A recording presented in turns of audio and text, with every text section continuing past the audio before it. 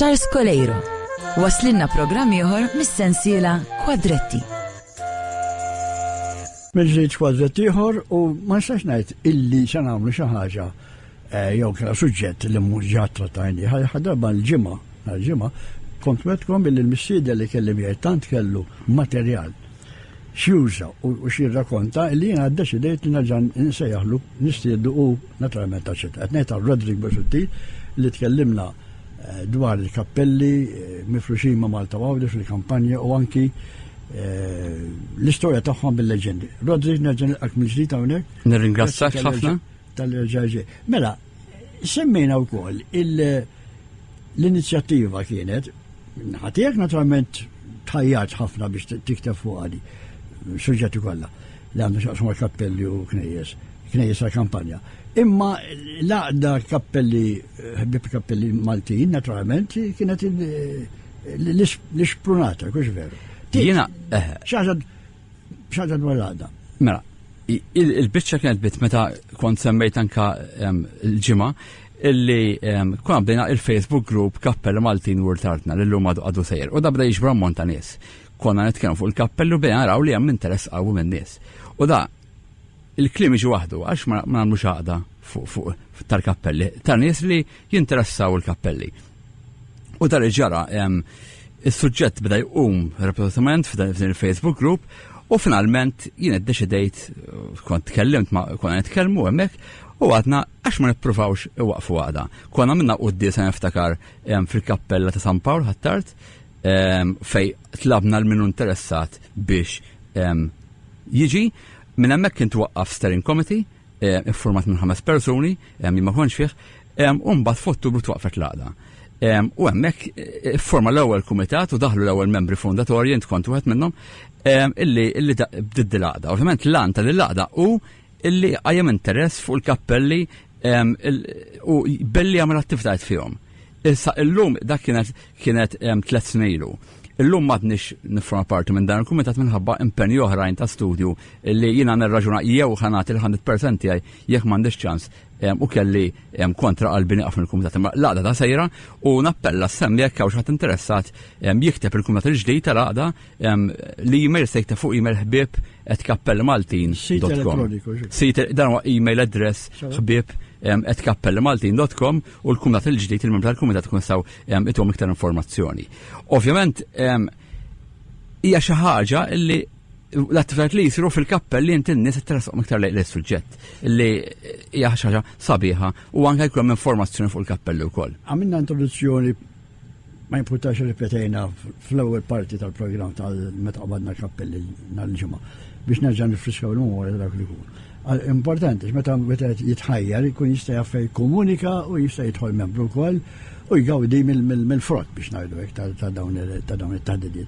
Mela, isemmija konna wednihom issa nkomplu fejn ħallejna, jiġifieri konna qbadna xi kappelli madwar Malta Għawdex, spiċċajna bil-kappella li hemm l-art taż-żejt bil-leġenda u nista' naqblu kappelli oħrajn li għandhom ukoll l-istorja u l-leġenda. Per eżempju, nibdew għax kont ġa semmejta ħall mill-lieri, waħda mill-iktar antiki ta' storja medjevali mhux hekk. Issa, il-kappelli nistgħu naqsmuhom kont semmejt il-kappelli troglodiċi, il-kappelli ta' Jarin. L-ewwel kappelli li ħarġu wara dawk illi jmorru lura għal 15-il seklu anke qabel huma l-kappelli medjevali. Issa l-kappelli medjevali huma kappelli li ma tantx fihom xtara, teknikament għax għandek kaxxa, saqaf, ċatt, għandek arkati għal-ponta ngħidulhom siklu normanni u jibqgħu nisin salart u kultant tara d-dikkiena dak il-bank li jkun bej arka ta' oħra. Eżempju ta' huma l-kappella ta' Santa Maria ta' Bermiftuħ u ħall mill-Leri, l-Unzjata. Tal-Unzjata u ta' Bermiftuħ għandhom l-affreski. Issa x'inhu affreski? Affreski hija teknika ta' pittura li kienet issir direttament fuq il-ħajt. Hija issa affreski hawn ħafna, pereżempju is-saqaf tal-Bażilika Sant'Anna hija affresk ta' Virginio Manti u għandek ukoll affreski f'diversi knies f'Malta. Però li hija importanti f'dat tnej hija li huma affreski medjevali li daw imorru mijiet ta' snin. U din tindika li il-kappella minn kien jieħu ħsiebha kien xi ħadd li jista' jagħmel dan affreski. 10 affreski huma llum nistgħu naraw partit minnhom ħall-Milleri hemm partit sew għadhom jidhru.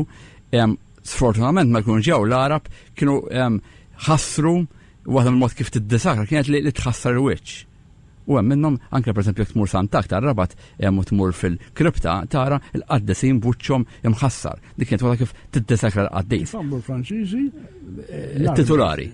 L-stemmi tal-Travagli jipprova ħassruhom. Ġi kulħadd jipprova il-sistema tiegħu. Issa ħall-Milleri hija importanti kienet u hawnhekk ħajidħol Kilin. Kilin m'għandux ebda introduzzjoni għal kitbit tiegħu fuq l-għajn ta' San Bastian, Mikil Spiteri Kilin li assolutament illum ħallina. Dan fis-sittinijiet kien beda jikteb paġni forsi inti tiftakara fuq l-ħen sewwa u kien jagħmel sketch. Ovvjament dak iż-żmien ħafna l-kappelli kienu fis-stat mitluq, kien hawn inqas interess u dak kien jagħmel sketch jara xi jgħidu n-nies u kulħadd jikteb u jieħu interess. U waħda minnhom kienet dik ta' Milleri. Dak kien hemm issa nisimgħu biċċa żgħira intervista li kont għamiltlu mill-programm tok ta' Nipelżar. Intervista fejn u jiddeskrivi kien hemm wieħed storiku dejjem jikteb jgħid hemm kappella ħall-Milleri tal-Lunseta deħa ta' qassaqaf nieser mimlija mbarazz u ħadd ma kasu. U da bedajt imma hija ħasra ġdi.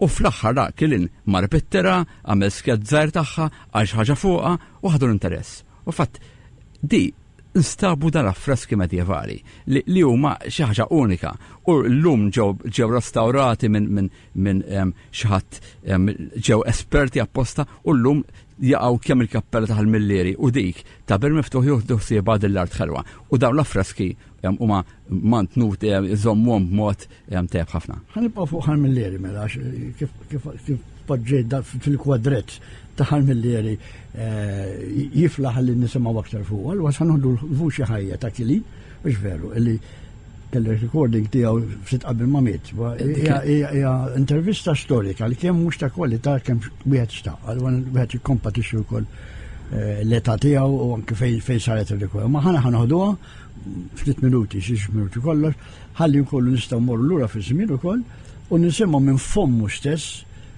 kif jiddeskrivi u l-ħsibiet tiegħu dwar il-kappella ta' Milleri. Nisimgħu l-Kilin b'intervista li għamilt fit-radio. Għamilt Kilin fl-2007.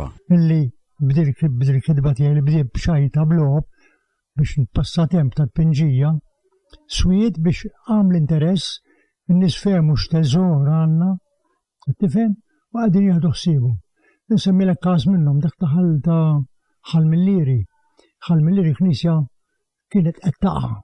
Dal-Urjent Kutajjer kiteb fuq artikli kbar fil-gazzetta, paġni sħaħ, fil-Berqa u fil-Times, offra li ħallas il-flus biex jisewwu l-saqaf għax kien se jaqa' u ma tawx kasu.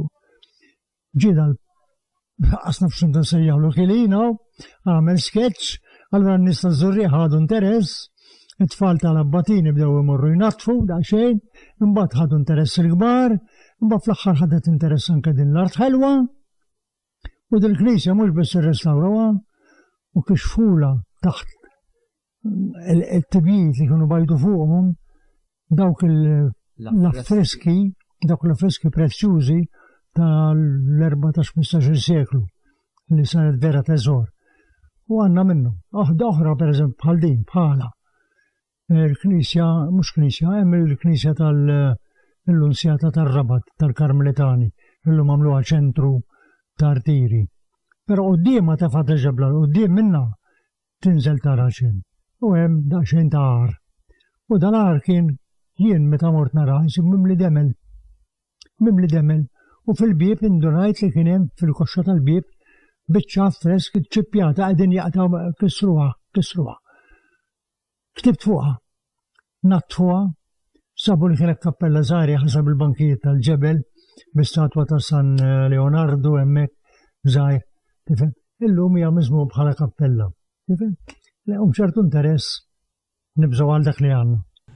Mela hemmhekk smajna li Kilin b'intervista mal-missieden tagħna Rodrik Busuttil li tagħna kwadru jew kwadret kif qed isewlu l-programm ta' kif jaħsibha kif xtaq anki timxi l-qoddim din il-kappell ta' Milleri. Inti semmejtu ukoll il-kappelli tal-Erien, per esempio, il-Trogloditi fil-fatt li kienu tal-ewwel Per eżempju, ma nafx, però il-Nunzjat li hemm barra Rabat, dik ukoll kienet kappella mħaffra wkoll. Il-Nunzjata hija kappella waħda mill-iktar kappelli antiki. Fil-fatt dik hemm jingħad li fil-15 seklu 1418 din kienet tħalliet b'testment minn Donna Margherita d'Aragona f'testment datat il-5 ta' Ġunju 1418 fejn ħallieta lill-Patrijiet Karmelitani li kienu daħlu Malta dak iż-żminijiet.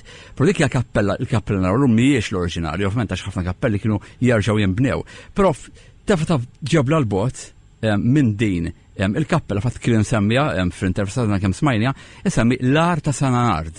Tinżel tara x'wieqaf u hemmhekk hemm ukoll affresk dik kienet kappella antika ħafna fejn ma' freska Sananard.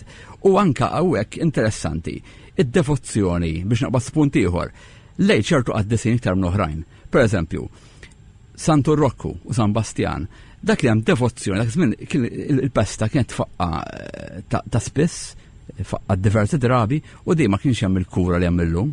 Bikrikar hemm kappella. Hemm kappella, hemm ħalbalzan, hemm ħażebbuċ, hemm il-Belt Valletta.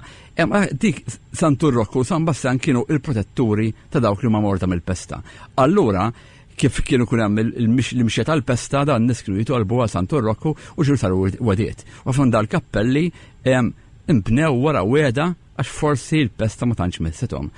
Il-Knis ta' Sarrija tal-Furjana dik hija kien hemm devozzjoni li l-Ordni ta' San Ġwan għamel mal-Madonna minħabba l-pesta.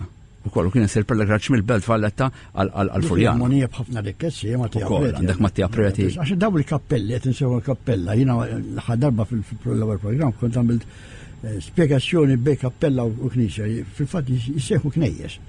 Knejjes daw, għax sarrija knisja, sarrija ma hiex kappella.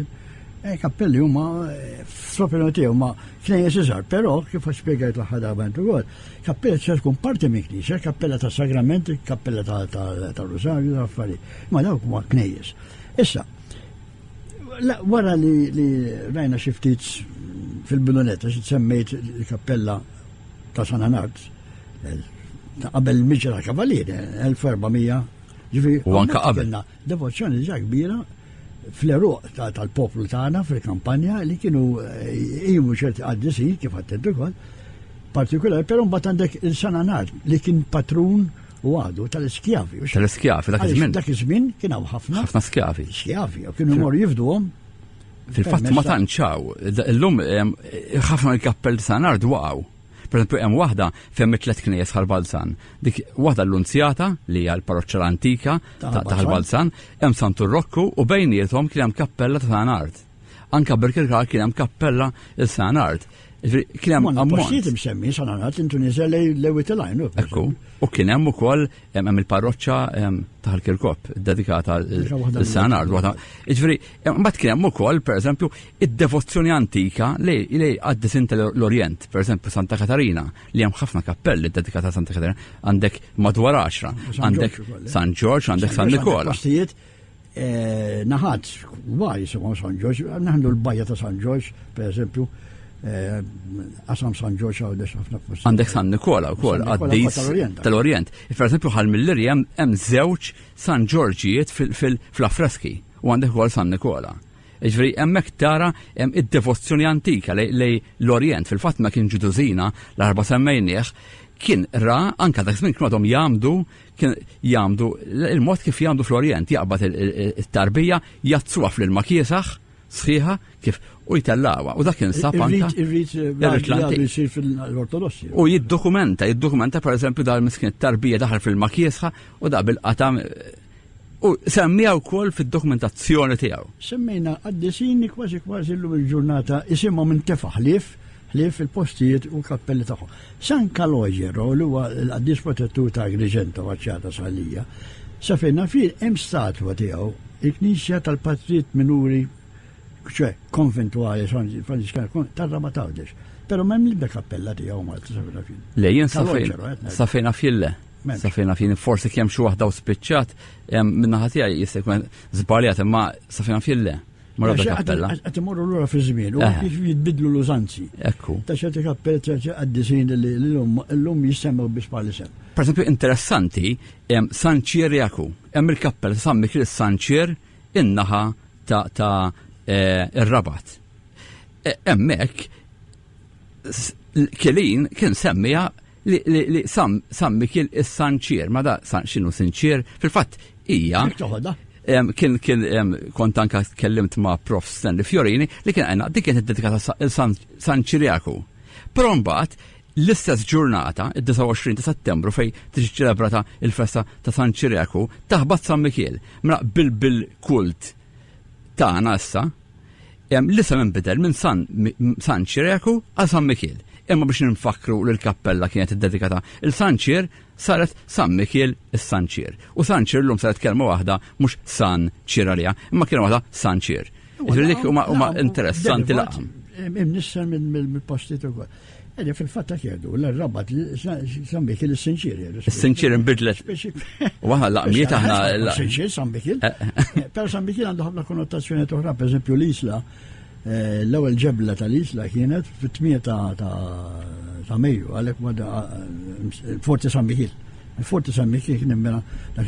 Kellu ġefu ngħidu fid-devozzjoni illum mhux intfew, ma domx kif kienu b'saħħithom qabel. Semmina Sananart, semmina għaddisun oħrajn Protettur Santu Rokku l-lum ġurnata il-pesta. Bejn il-teddida tal-pesta u tal-kolera ma diġmana.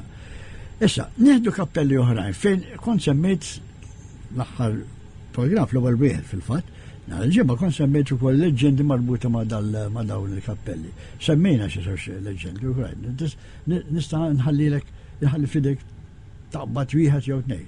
Jiena ta' San Dimitri, jiena waħda mill-iktar kappelli dem ngħid, meta jgħidu l-intim l-iktar kappella jtoxbok, jien nħobbhom kollha kappelli, l-iktar medjevali, xi ħal mill-eri waħda mill-favoriti, ma il-kappella ta' San Dimitri taffaxxinani. Ġifieri nħabba l-leġenda li għandek il-kukina del-mara anzjana meskina. Ġurina mara tajba. Mara tajba, illi kienet tajx lejl-arb u di ekku niżlu l-furbani, ħadru għat-tifel u di kien hemm del-kappella ta' San Dimitri, di marret f'mument ta' disperazzjoni, marret titlob il-San Dimitri u għaltlu jekk inti ġibri t-tifel lura nixallek qasba żejt.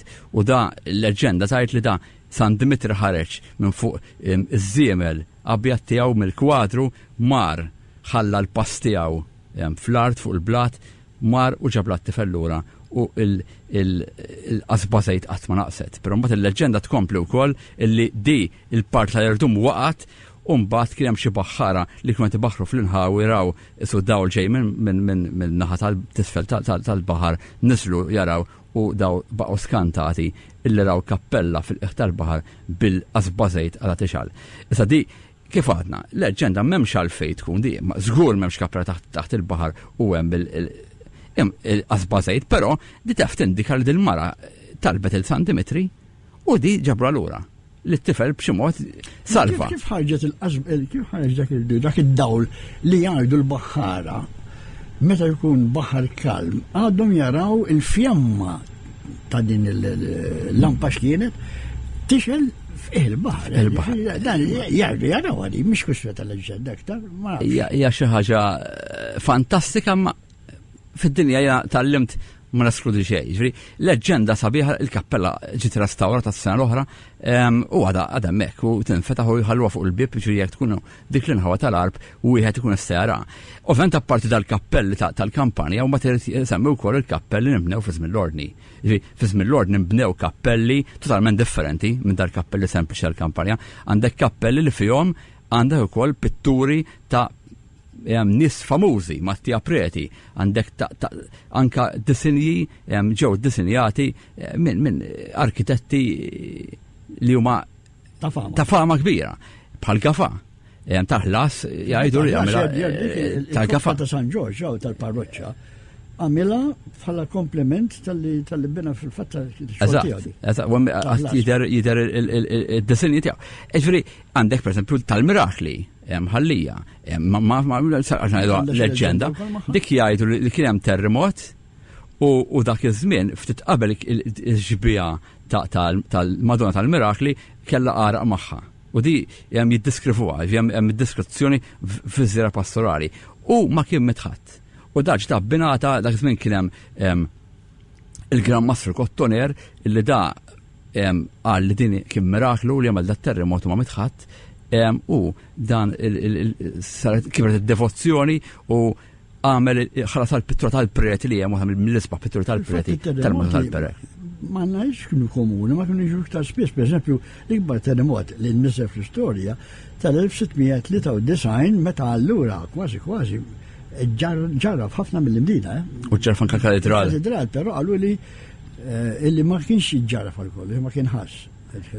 Ġifri, inti għandek hemmhekk il-kottoner hemm pinġa l-Madonna u pinġa mbagħad il-San Rafel u l-San Nikola bħala il-patrun tiegħu ta' ħuħ ta' Rafel Kottoner u tiegħu Nikol Kottoner. Kulħadd trid jidher, jipprova jidher ukoll hemm għandek anke l-kappelli pereżempju tal-Palazz tal-Verdara, ta' San Anton Abbati, waħda mill-isbaħ kappelli li hawn. Ta' Santa Rita fil-fatt, fil-fatt ma dedikejja.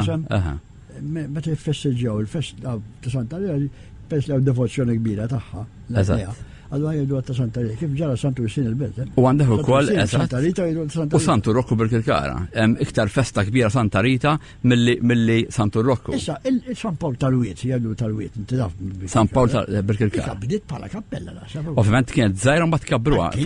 F'nofs il-Wiet. Jeżisti akwarell kif juri l-kappella żgħira kif kienet vera ħelwa, hemm bissereb qudiema.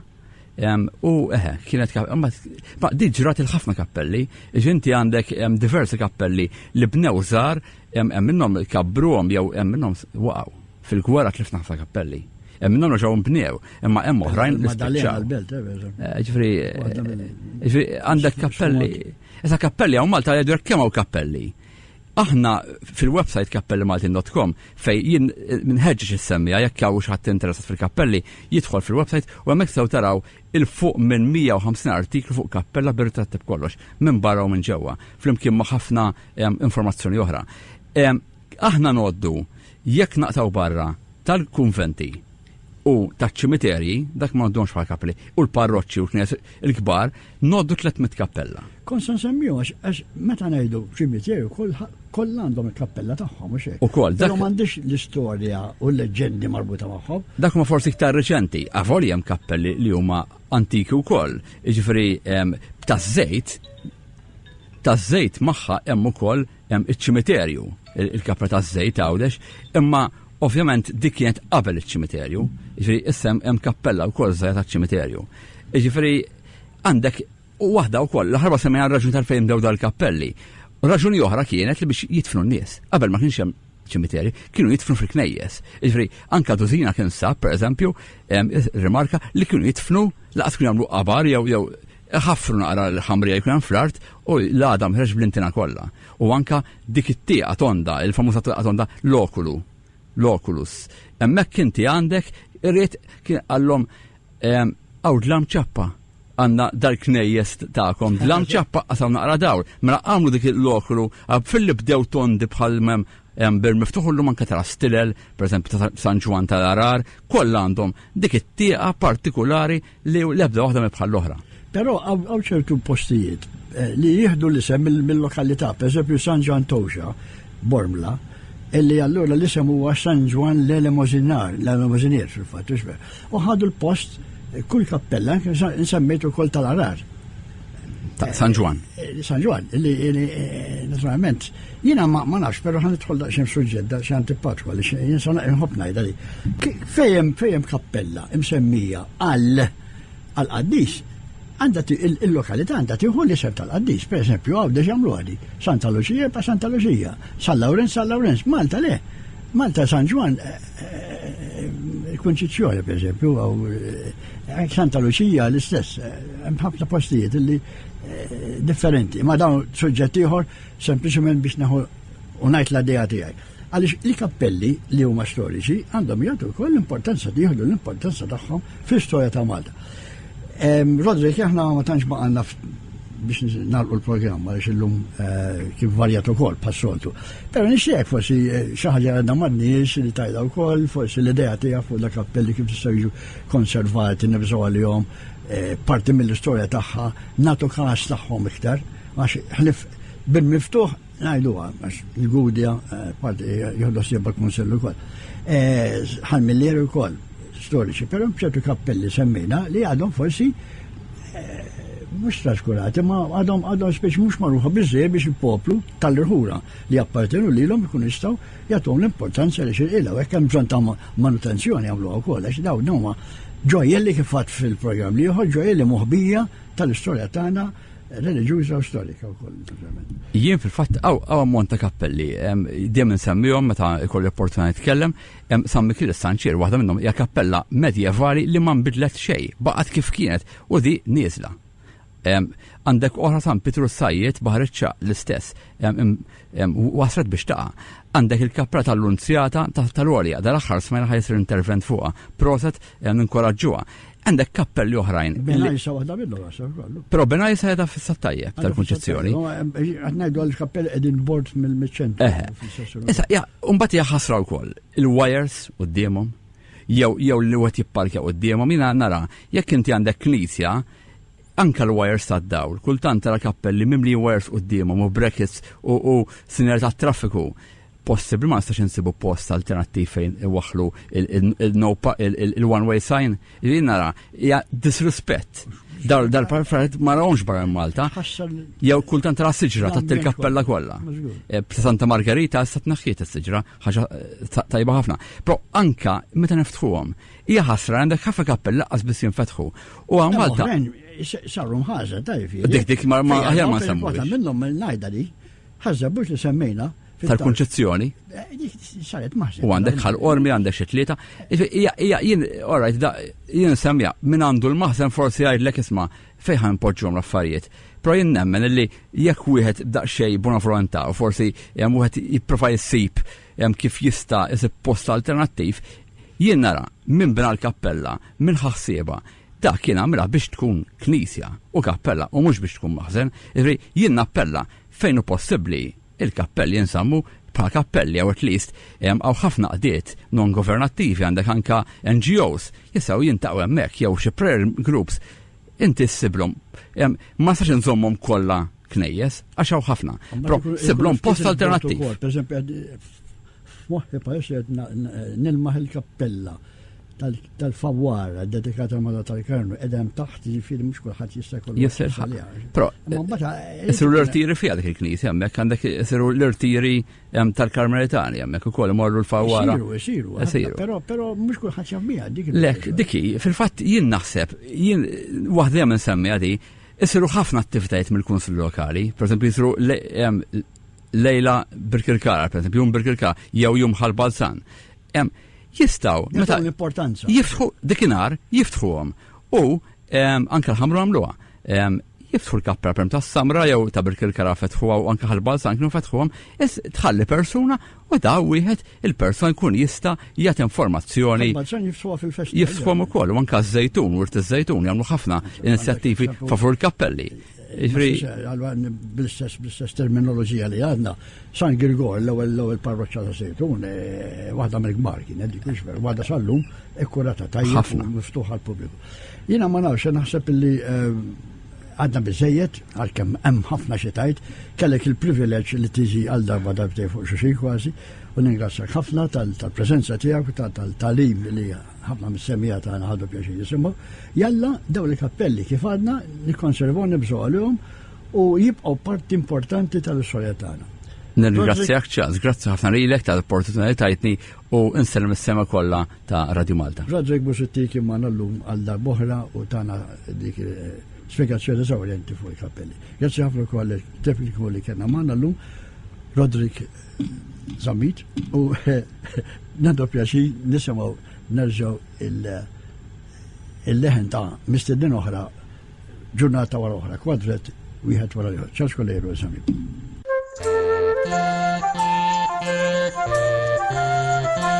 Charles Colero.